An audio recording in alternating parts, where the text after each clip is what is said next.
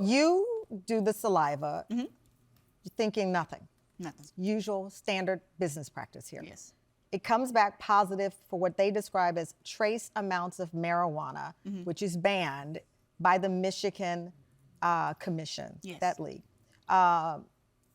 You say, and you've said it to our audience, you have never smoked marijuana before, ever. No. How does the test come back positive? Well, after the fight, a lot of fans, well, one, the place reeked of marijuana. I have nothing against marijuana. If you smoke marijuana, great for you, cool.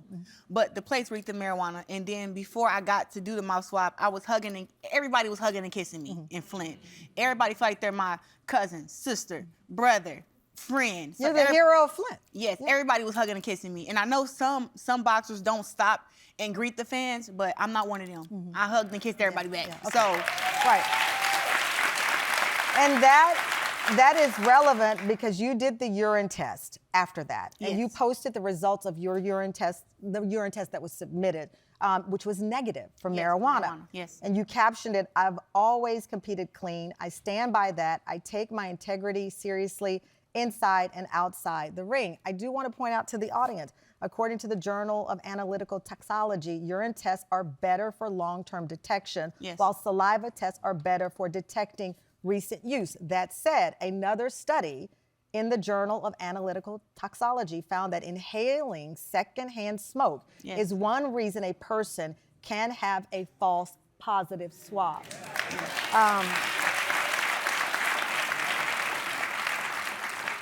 Here's though where it escalates. In the official suspension order issued by the Michigan Unarmed Combat Commission, they said the conduct of Claressa M. Shields, a licensed professional boxer, constitutes an imminent threat to the integrity of the sport of professional boxing, the public interest, and the welfare and safety of a professional athlete requiring emergency action.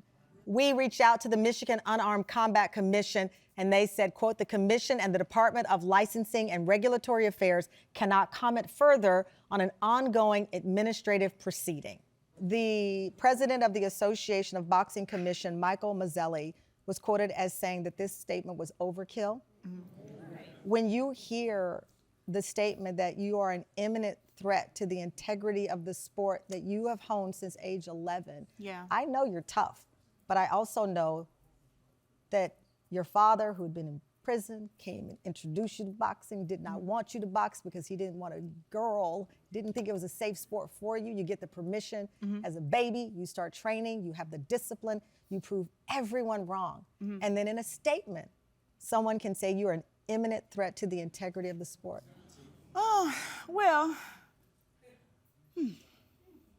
well, when I read that, that's what kind of, hurt my feelings a little bit, because I know that, I don't do anything wrong when it comes to boxing. And being a black woman in the sport already, I have to work 10 times harder to even get equal pay, to even get put on TV, to get respect. So I have to kind of walk a straight line.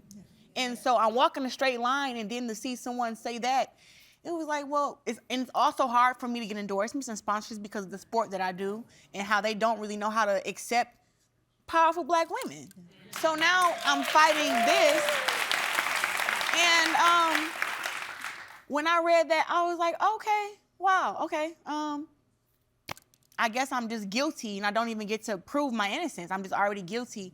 And then it just took off like wildfire. The WBO boxing organization also made posts and said that I was a danger to the sport. I had to prove my innocence within 30 days or they would strip me.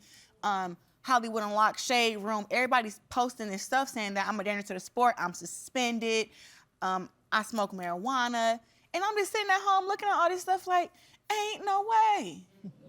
Ain't no way that America's two-time Olympic gold medalist is getting treated like this. And I'm just grateful for my support system. All the fans who sent me messages, all my friends that called me, text me, and didn't buy into the shenanigans. Even some of the blogs reached out to me and said, hey, when you're vindicated, we're going to also post, about how you beat this case and you're not suspended, because I'm not suspended from boxing. I'm suspended to fight in Michigan. I can go fight in California, New York, Texas. Right. I'm not suspended from the sport. So,